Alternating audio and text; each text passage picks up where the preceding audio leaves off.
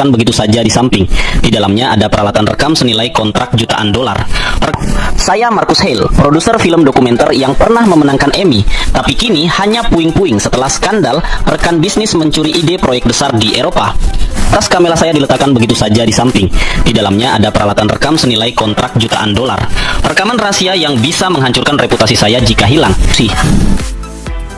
Wisatawan asal Los Angeles betul-betul heran atas sikap dan perilaku serta budaya bangsa Indonesia. Bahkan dia berani mengatakan bahwa Indonesia memang sifat atau kebijakan gotong royongnya betul-betul tertanam kepada seluruh lini-lini penduduk bangsa Indonesia. Selain itu, saudara, dia mencoba bagaimana sikap dan bagaimana faktanya gotong royong di Indonesia. Karena itu, saudara, mari kita ikuti media ini hingga akhir agar tak gagal paham.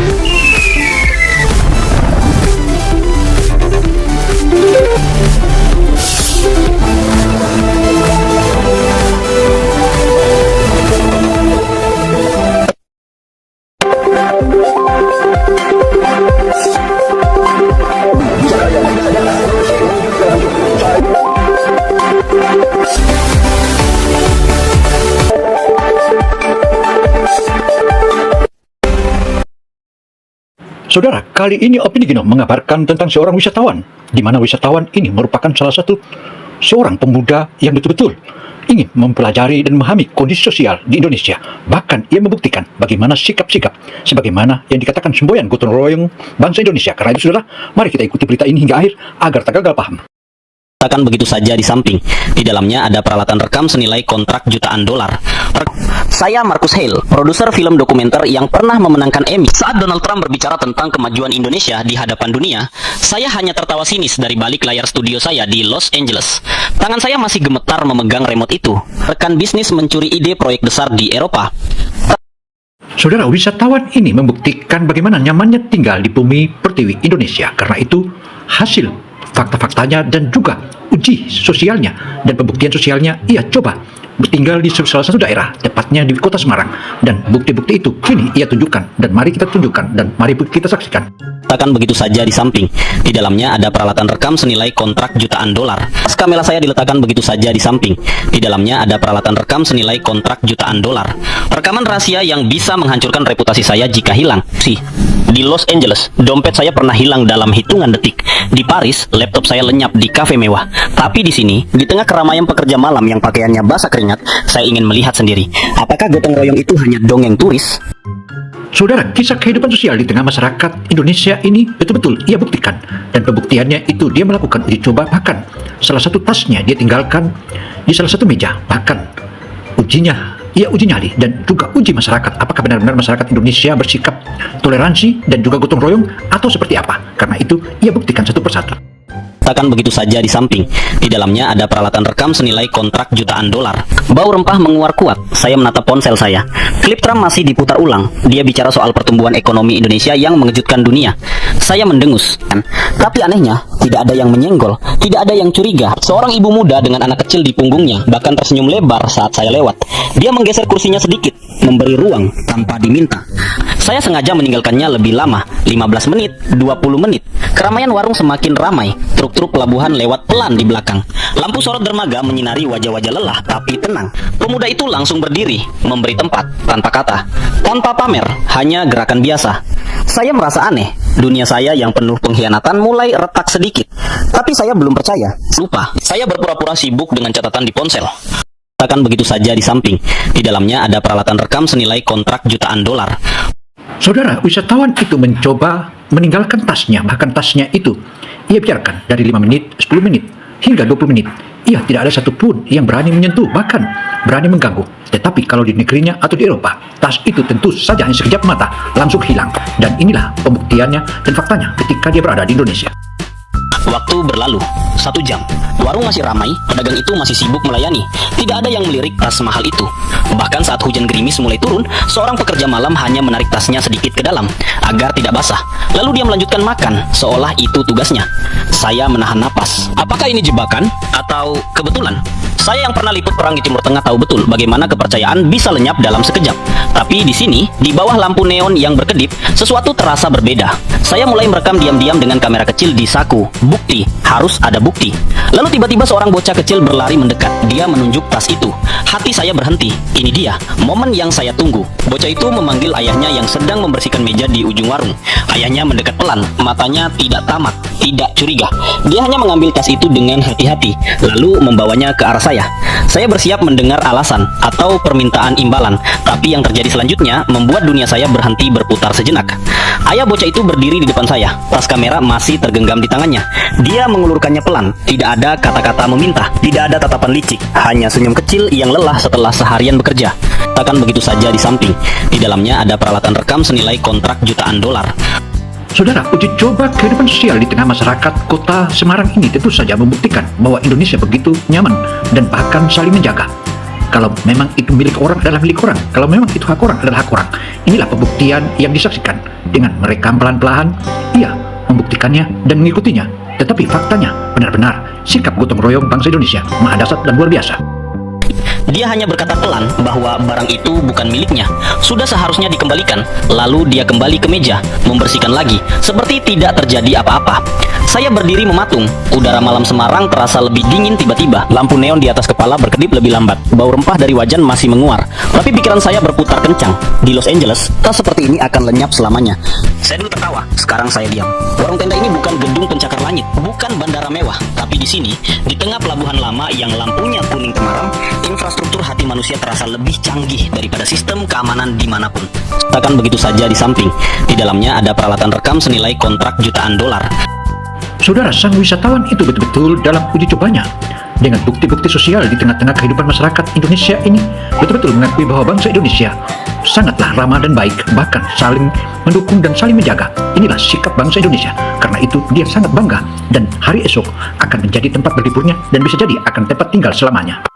Seorang ibu muda di sebelah meja melihat saya. Dia menggeser mangkuk nasi uduknya sedikit, memberi ruang lebih lebar. Anaknya tidur nyenyak di pangkuannya. Tidak ada rasa takut, tidak ada was-was, hanya ramah tamah yang mengalir begitu saja. Saya mengangguk terima kasih. Dia tersenyum balik. Senyum itu tulus, seperti sudah seharusnya. Saya ambil kamera pocket dari saku, merekam diam-diam lagi. Bukan untuk bukti dosa, tapi untuk mencari jawaban. Pekerja SIM malam mulai berdatangan lebih banyak. Mereka datang dari kapal-kapal kargo yang baru merapat. Pakaian mereka basah oleh angin laut, tapi mereka tidak saling dorong. Mereka antri rapi di depan warung. Seorang pemuda berkaus hitam lusuh melihat kursi kosong di depan saya. Dia ragu sebentar, lalu seorang kakek di sebelah langsung berdiri, memberi tempat itu tanpa diminta, tanpa kata banyak. Royong bukan slogan, ini nyata di depan mata saya. Saya rasakan getar di dada. Skeptisisme lama mulai retak lebih dalam, tapi saya belum menyerah. Saya sengaja bangkit lagi, berjalan ke sudut warung yang lebih gelap. Saya letakkan tas kamera itu di bangku panjang dekat tong sampah, lebih jauh, lebih berisiko. Lalu saya pura-pura pergi ke arah dermaga, meninggalkannya sendirian. Hujan gerimis makin deras. Saya berdiri di bawah atap seng, menunggu. Jantung berdegup. 1 menit, 2 menit, 10 menit. Keramaian warung tetap ramai. Tidak ada yang mendekat ke tas itu. Bahkan bocah kecil tadi hanya lewat dan melirik sekilas. Lalu bukan polisi, tapi sesuatu yang lebih kuat. Seorang pekerja malam yang baru datang melihatnya. Dia mengambil tas itu, membersihkan air hujan dengan ujung bajunya, lalu meletakkannya di bawah meja warung agar aman. Lalu dia duduk dan pesan makanan. Seperti itu tugas harian. Saya mendekat, siap mendengar cerita. Tapi yang saya dapat justru senyum lebar dari pedagang tadi. Dia melambaikan tangan pelan, berkata bahwa tidak perlu khawatir. Barang seperti itu aman di sini. Tapi mata saya tetap ke warung. Keramaian semakin padat. Truk pengangkut barang lewat pelan. Cahaya lampu sorot dermaga menyapu wajah pekerja. Seorang wanita parubaya datang dengan keranjang sayur. Dia lihat dompet itu. Dia angkat, tapi bukan untuk diambil. Dia letakkan di atas meja, lebih tinggi, agar tidak kena cipratan air hujan. Takkan begitu saja di samping. Di dalamnya ada peralatan rekam senilai kontrak jutaan dolar. Lalu dia pesan teh panas. Duduk tenang, tidak ada yang curiga. Saya kembali kembali pelan, langkah saya berat. Pelan, katanya biar tidak hilang, karena sudah seharusnya barang orang dijaga. Pedagang itu mengangguk. Simpan dompet di laci kecil di bawah meja. Dah, saya rekam diam-diam, tapi skeptis saya masih bertahan. Saya ambil selembar uang besar, saya lipat, saya selipkan di bawah dompet, seolah jatuh tidak sengaja. Lalu saya bangkit lagi. Kali ini saya pergi lebih jauh, ke Kuyuk. Dia lihat dompet dan tas itu, dia angkat keduanya. Hati saya berdegup kencang. Ini dia, momen yang saya tunggu. Dia pasti akan pergi dengan barang itu, tapi dia tidak pergi. Dia bawa ke pedagang. Bicara pelan, katanya ini milik orang asing yang tadi duduk di sini. Biar disimpan dulu, aman. Pedagang itu terima, letakkan di tempat yang lebih kering. Lalu beri pria itu secangkir kopi gratis. Tanpa hitung harga, hanya senyum. Saya berjalan kembali. Kaki saya terasa ringan, tapi pikiran masih berat. Saya berhenti di tempat. Ini ujian terakhir. Kelompok pekerja itu duduk mengelilingi meja. Suara tawa mereka memenuhi udara malam. Dompet tebal dan tas kamera tepat di tengah. Saya berdiri diam. Jantung berdegup. Mereka tidak menyentuh barang itu dengan tangan serakah. Seorang pria bertubuh kekar angkat dompet pelan. Dia bersihkan air hujan dengan ujung lengan baju, lalu serahkan ke teman di sebelah. Katanya pelan agar tidak hilang, karena sudah seharusnya dijaga. Teman itu mengangguk. Simpan di bawah meja, tepat di samping tas kamera, seperti barang keluarga sendiri. Akan begitu saja di samping. Di dalamnya ada peralatan rekam senilai kontrak jutaan dolar. Saudara, kehidupan masyarakat di Indonesia sebagaimana yang dibuktikan oleh salah satu wisatawan ini tentu saja ia betul-betul menilai bahwa bangsa Indonesia begitu percaya diri, bahkan mereka tahu bahwa hak orang adalah hak orang, hak milik orang adalah milik orang, dan juga hak wisatawan pun mereka jaga. Bahkan itu menjadi heran-heran. Karena itu saudara, ikuti terus media ini hingga akhir agar tergagal paham.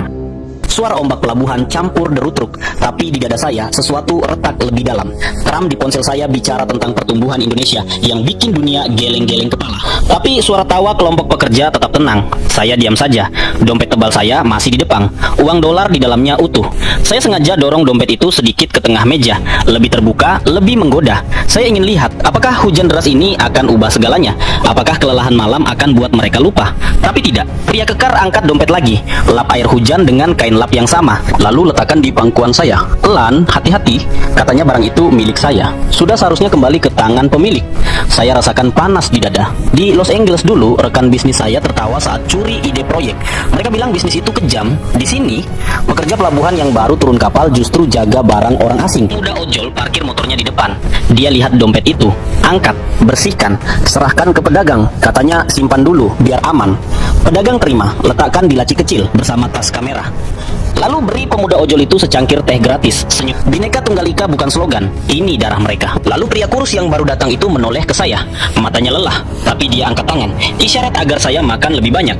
Dia geser piringnya, bagi lauk terakhirnya. Saya prima, tapi di ujung meja ada yang berubah. Seorang pria asing baru masuk warung, matanya tajam. Dia lihat dompet saya, langkahnya pelan mendekat. Ini ujian baru. Pria asing itu mendekat pelan, tidak bergerak cepat. Tapi pria kekar angkat tangan pelan, isyarat halus. Dia geser dompet itu ke pangkuan saya lagi, tanpa kata keras, hanya senyum kecil. Katanya pelan bahwa barang ini milik tamu, sudah seharusnya dijaga. Pedagang di balik wajan angguk setuju. Dia tuang kopi ekstra untuk pria asing itu, gratis seperti biasa. Hujan deras tak berhenti. Pria asing itu duduk di bangku kosong. Dia lihat tas kamera di bawah meja, tapi dia tidak sentuh. Ibu muda tadi geser mangkuknya sedikit, bagi lauk kecil. Pria asing itu, dia ambil kain lap kursi basah di sebelah, lalu duduk di sana, bagi rokok. Satu batang untuk pria asing, untuk semua. Gotong royong kecil yang mengalir tanpa rencana. Saya putar klip.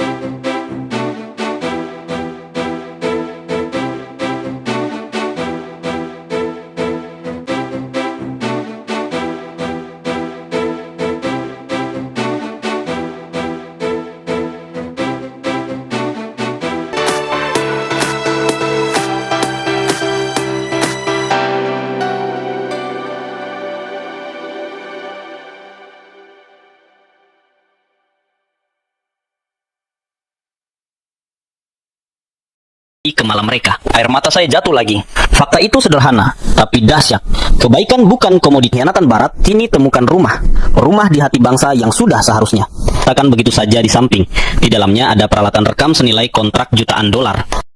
Demikianlah kisah fakta nyata sebagaimana yang dikisahkan oleh warga asing asal Los Angeles ini, dan membuktikan bahwa sifat gotong royong bangsa Indonesia serta keramat tamahannya betul-betul tampak di masyarakat, dan pembuktian itu sudah dilakukan dan dibuktikan olehnya.